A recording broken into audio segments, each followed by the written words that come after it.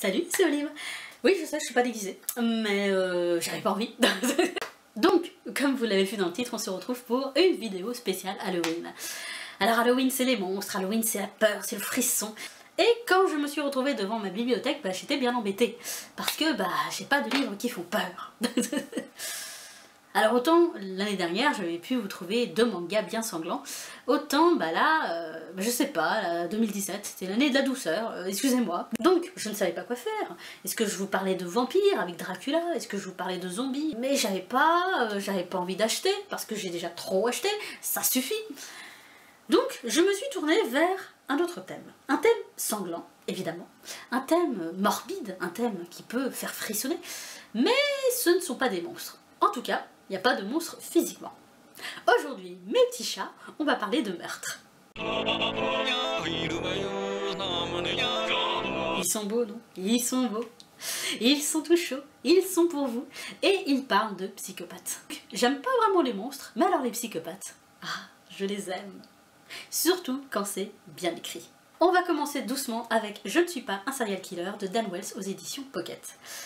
Alors, ce livre, déjà, il a été adapté en film. Donc si vous tapez sur YouTube, vous verrez la bande-annonce. J'ai pas vu le film, j'ai pas très envie de le voir, parce que j'ai tellement aimé le livre que j'ai pas envie d'être gâché. Voilà, le film sera forcément moins bon que le livre. Donc c'est une trilogie, la trilogie est terminée, voilà. J'ai lu les 2 premiers tomes, j'ai pas fini le 2e, d'ailleurs il faudrait que je le finisse. Mais c'est juste génial, parce que c'est trop bien écrit. Alors Dan Wells, pour ceux qui lisent de la science-fiction, de la dystopie young adulte, ça doit vous dire quelque chose parce qu'il a sorti une trilogie, si je me souviens bien, young adulte, que j'ai pas lu, que je suis pas sûre de lire parce que la dystopie, bon. Mais en tout cas, c'est un très bon écrivain. Voilà. Je ne suis pas un serial killer raconte l'histoire de John, qui a 15 ans, et qui est un adolescent banal, comme tout le monde. Il y a juste sa mère qui travaille dans une morgue, mais à part ça, tout va bien. Et donc il vit sa petite vie d'adolescent dans son quartier d'adolescent, voilà, dans sa ville d'adolescent. Mais voilà que dans la ville, il va y avoir des meurtres. Et des meurtres assez sanglants, assez violents, assez barbares. Et donc John, contre toute attente, va faire une enquête, mener l'enquête tout seul, dans son coin, parce qu'il est fan des psychopathes et des tueurs en série. Et dès qu'il y a une histoire de tueur en série, il fouille partout sur internet, voilà, c'est sa drogue, il adore ça. Et eh bien, il va mener son enquête, et l'enquête va le mener vers quelque chose d'assez particulier, puisque rapidement, John va réaliser que ce qui tue les gens, comme ça, c'est pas forcément quelque chose de très humain. Donc, dit comme ça, on pourrait se dire que c'est juste un adolescent avec un petit goût un peu morbide pour les meurtres en série, mais bon, ça passe. Sauf que j'ai oublié de vous dire que John a été diagnostiqué sociopathe par son psychiatre. Et quant à sociopathe, dans la vie quotidienne, c'est pas quelque chose de simple, voilà. Parce que tu as sans arrêt des pensées morbides, pas forcément pour toi, mais pour les autres. Voilà, tu vois ton voisin, et tu n'as qu'une envie dans ta tête, c'est de le trucider. Et c'est pas très accepté par la société. Donc John a une liste de choses à ne pas faire. Il ne doit pas regarder les gens trop longtemps, il devrait arrêter d'espionner sa voisine, il devrait arrêter d'être omnibulé par le feu et les flammes, en règle générale. Il ne doit pas éviscérer d'animaux, il ne doit pas parler des gens en disant ça ou cette chose et machin, ce sont des humains, il doit les humaniser, il doit comprendre, ce ne sont pas des créatures, ce ne sont pas des jouets, et surtout il doit éviter de s'occuper de tout ce qui est morbide. Donc très clairement, avec l'enquête qu'il va mener, John il fait rien de tout ça, et il reste dans sa sociopathie, et il plonge dedans, dans la noirceur, dans tout ce qui est démoniaque, il adore ça. Donc voilà. Sauf que quand t'es adolescent et que tu vis encore chez ta mère, c'est pas trop possible. Donc John, il est sans arrêt balancé entre sa nature profonde qui le pousse vers le crime, vers le mal, et le fait que c'est un adolescent qui vit encore chez sa mère et que sa mère est là en train de lui dire tu prends tes médicaments et tu te calmes. Donc c'est génial parce qu'on a le point de vue d'un adolescent, mais d'un adolescent qui est très conscient de sa nature et qui est particulièrement froid, particulièrement dérangé. Et on a des dialogues, on a des des pensées qui peuvent faire froid dans le dos, mais qui sont géniales parce que c'est bien péchu, c'est bien travaillé, c'est fait avec un sarcasme très, très bien écrit.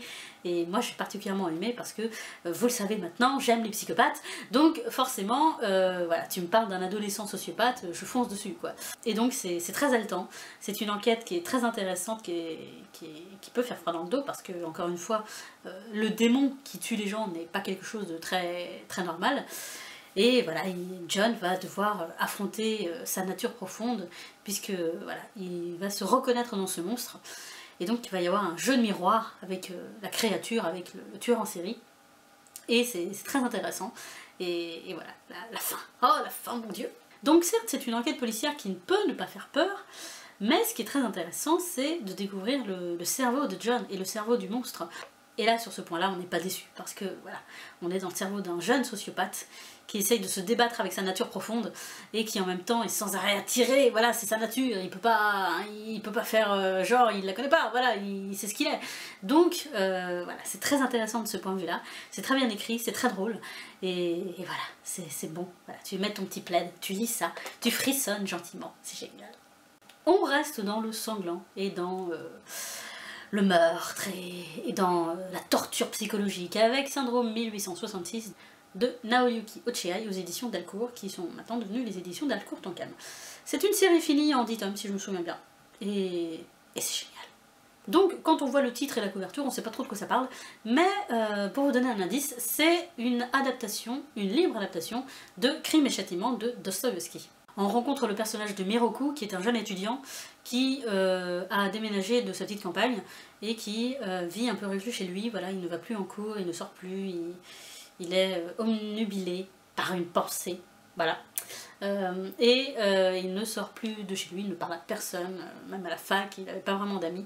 Il voudrait devenir écrivain, d'ailleurs il publie des petites nouvelles dans des magazines littéraires, mais c'est pas simple pour lui. Et surtout, il a un secret. Il a une vie familiale un peu compliquée parce que son père s'est suicidé avec sa maîtresse qui était une jeune lycéenne, et sa mère ne s'en est jamais remis. Et sa sœur sort avec un type peu recommandable, enfin bref, c'est pas la joie quoi. Mais surtout, ce qui peut étonner dans la vie de Miroku, c'est que il suit un groupe de lycéennes depuis pas mal de mois. Il les suit à la trace, il note tout ce qu'elles font, et il a prévu de tuer une de ces lycéennes. Je ne vous en dis pas plus, mais vous vous doutez bien que s'il y a 10 tomes, c'est qu'il se passe des choses dans ce manga. Et c'est vrai qu'on plonge dans les méandres d'un esprit torturé, particulièrement fragile de Miroku, qui va se retrouver dans le rôle du meurtrier et va devoir lutter avec ce fait. Parce que voilà, il n'est pas un meurtrier de nature, mais la vie a fait qu'il se retrouve un jour avec un couteau, du sang partout. Et c'est pas facile quand t'es étudiant et que t'essayes de faire ta vie. Ce n'est pas un manga joyeux, il est question de meurtre, il est question de torture psychologique, il est question de prostitution, et il est question d'injustice, de totale injustice dans ce manga. Voilà, c'est un manga dur avec des personnages qui sont torturés par la vie, qui n'ont pas des jours faciles à vivre, et voilà, en plus quand il y a la police qui s'en mêle et quand tu es déjà psychologiquement instable et que tu vis reclus chez toi, c'est encore plus dur quand tu es poursuivi pour meurtre. Donc déjà au début de ce premier tome, Miroku il n'est pas au top niveau, mais il va descendre dans la noirceur, c'est génial. Voilà, donc si j'ai tellement aimé 1866, c'est parce que on est vraiment dans une descente aux enfers et on va plonger avec Miroku dans l'horreur totale, puisque il y a déjà l'horreur du secret, je vous dis pas ce que c'est, mais voilà, pourquoi Miroku va suivre ces lycéennes. Et ensuite il y a la descente aux enfers où Miroku va réaliser que la lycéenne qui veut tuer est un monstre de noirceur et que voilà, ça n'en finit plus, tu descends, tu tombes aussi bas que terre, l'enfer dedans, c'est rien à côté de ça. C'est pas joyeux comme histoire, voilà, c'est clairement pas joyeux. Dès que Miroku essaye de s'en sortir, il y a quelque chose qui le fait redescendre plus bas que terre. Il rencontre des gens peu recommandables, il s'en sort pas, il a peur de tout, voilà, il a peur de se faire arrêter par la police, il a peur de recommencer à tuer, enfin voilà, ça va pas du tout. Donc avec Je ne suis pas un serial killer, on avait un adolescent qui était naturellement attiré par le crime, puisque c'était dans sa nature, il est sociopathe, il est malade.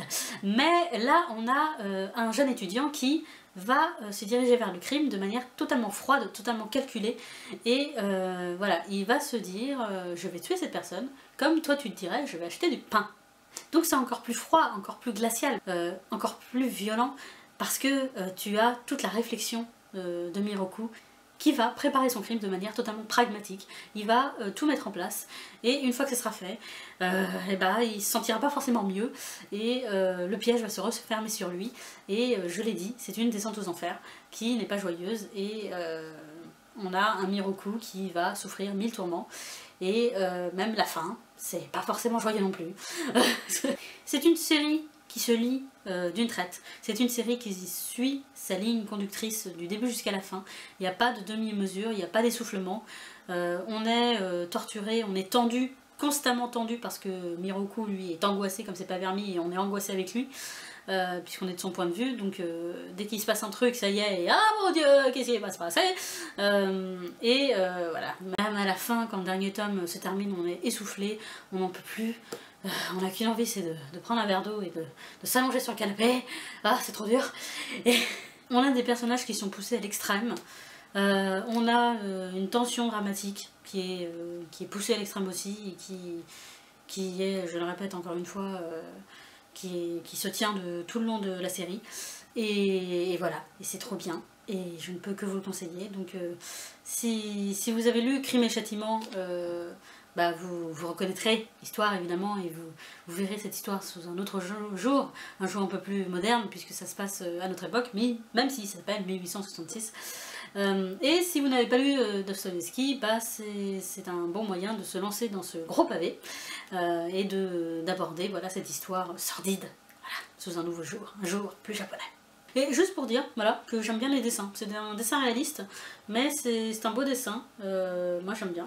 Voilà, donc je vous montre une petite page, voilà. Mais voilà, pour une fois que j'aime le dessin, c'est important de le signaler. Voilà, donc je suis désolée de ne pas vous avoir proposé de vampires ou de zombies, mais on a quand même un peu parlé de monstres un peu plus humains. Voilà. J'espère que ça vous a plu, j'espère que vous allez foncer vers ces deux séries qui sont trouvables, hein, je pense, voilà, tous les Dan Wells sont en poche, et 1866, si vous fouillez bien, vous allez les trouver. En attendant, j'espère que vous fêtez un bon Halloween, que vous mangez de bonnes sucreries, voilà, faites-vous plaisir. J'espère que vous faites de très bonnes lectures aussi, et je vous dis à la prochaine. Salut!